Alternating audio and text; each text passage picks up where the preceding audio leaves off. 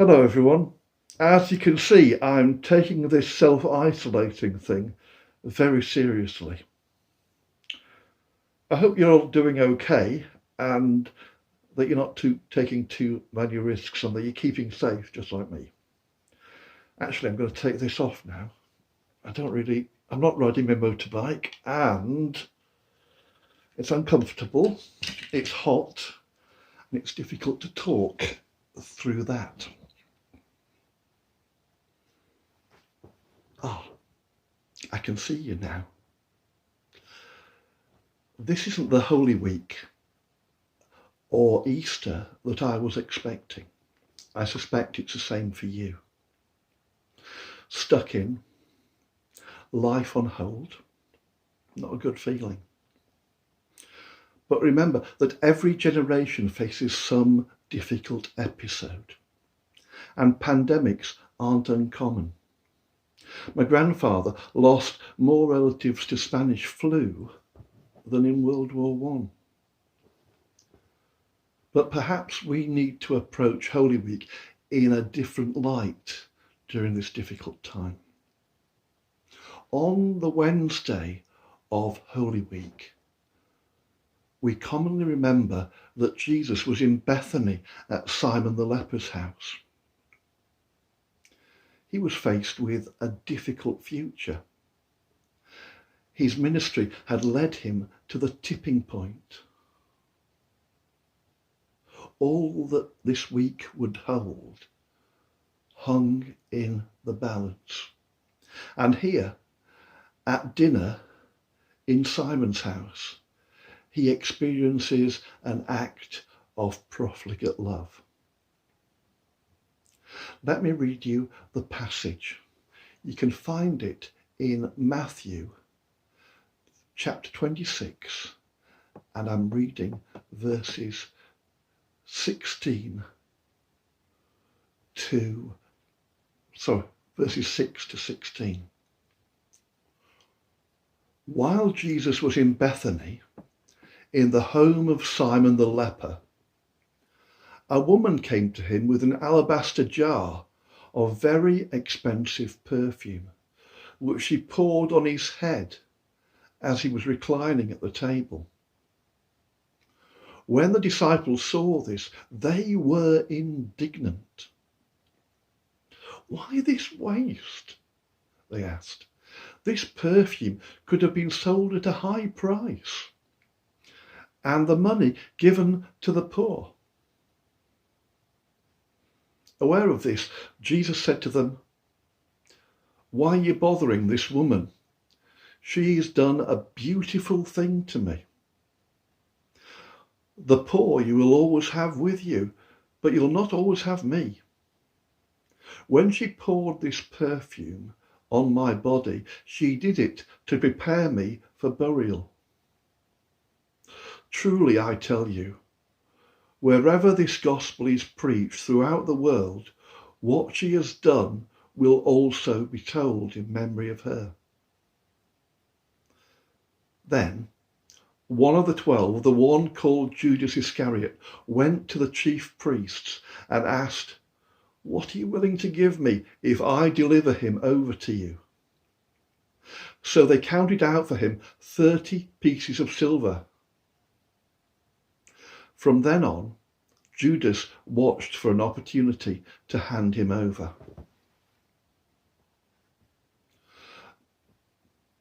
Moments of crisis like this can drive us two separate ways.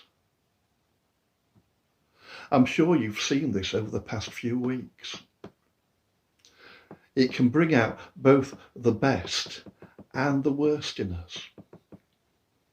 We've had reports of large numbers of volunteers, of people looking after neighbours and checking up on them. But we've also seen hoarding, racist attacks, attempts to evict NHS staff, all for fear of the virus.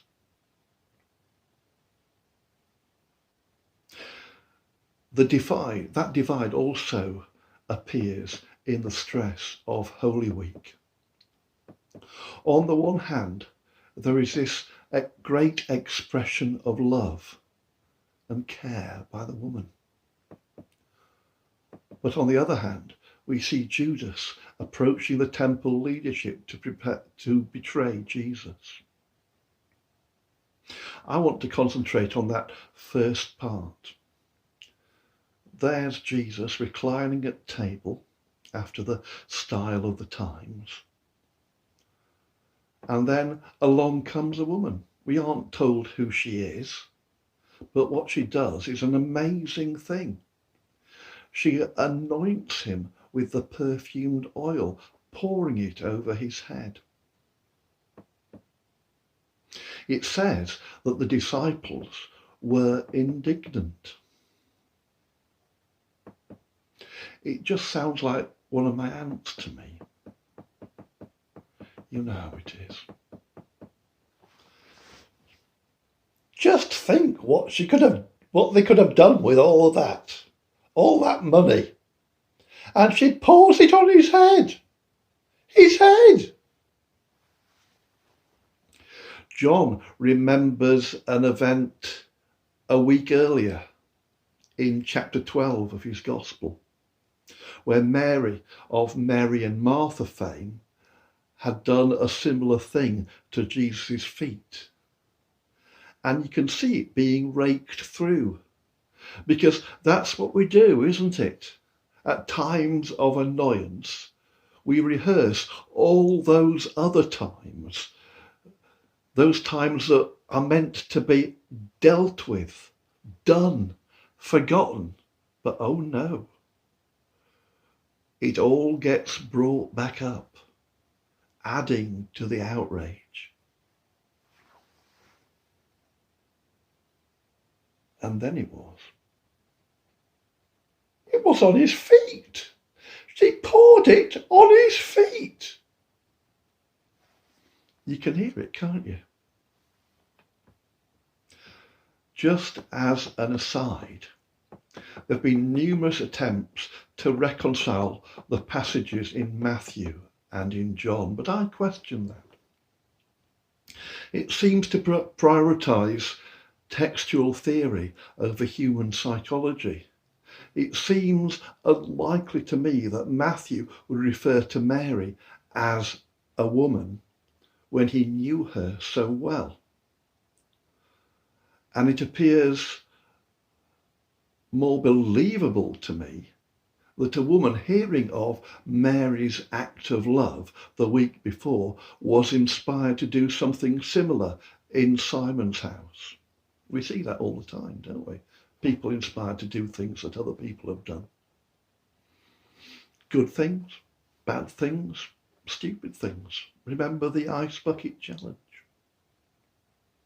We tend to repeat similar events. I, for one, have given numerous Easter talks about the resurrection. And I wonder if they'd been written down and recorded, whether a future scholar would assert that I'd only given one talk on that, but it's been reinterpreted many times. But back to this. In both of those cases, it's this over-the-top expression which draws complaint and gossip. I raided my wife's makeup bag and I found in it a little bottle of Chanel No. 5, and that costs about 90 quid. Just think what a half litre alabaster crock would contain. And relatively speaking, a Chanel No. 5 is only a tenth of the value of the perfume the woman is merrily pouring over Jesus. It's an over-the-top expression of love, utterly, recklessly extravagant. No wonder there were mutterings. But Jesus recognizes the value of the gift, and he sees it as precious. He acknowledges the spirit in which it has been given.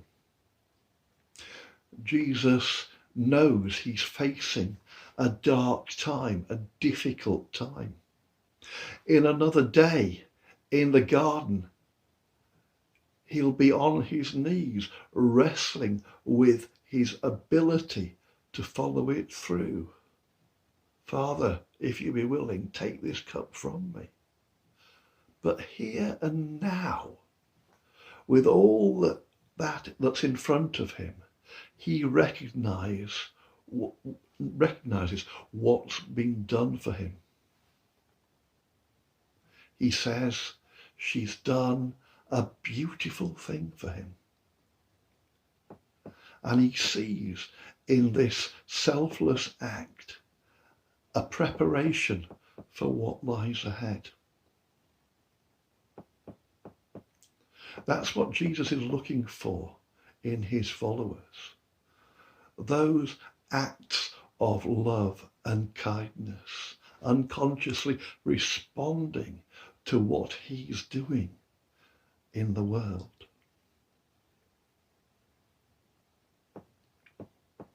In moments of crisis, of pain and anguish, Jesus is calling out for us to be our best selves, to take that extra step, that extra display of kindness, of faith, of hope, to not give in to loneliness or despair. Remember those fruits of the Spirit which Paul recommends to the Galatians.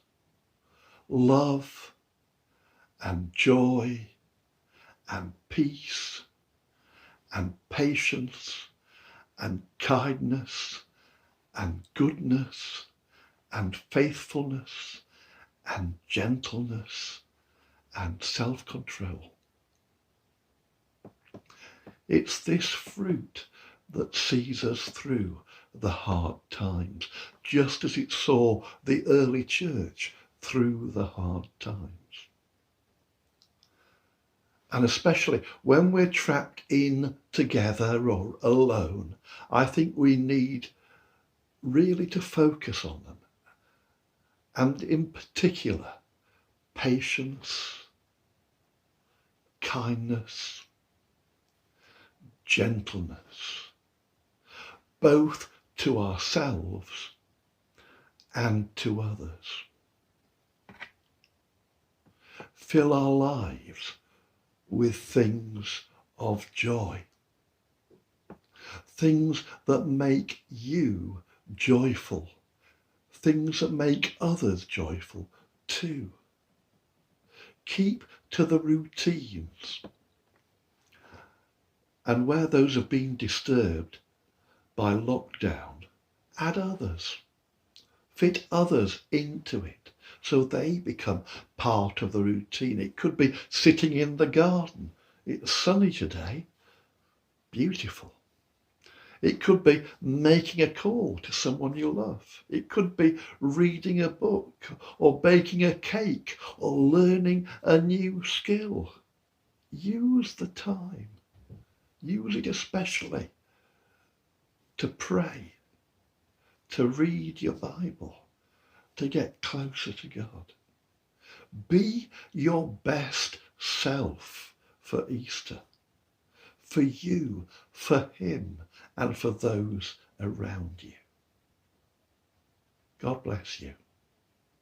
See you soon. Goodbye.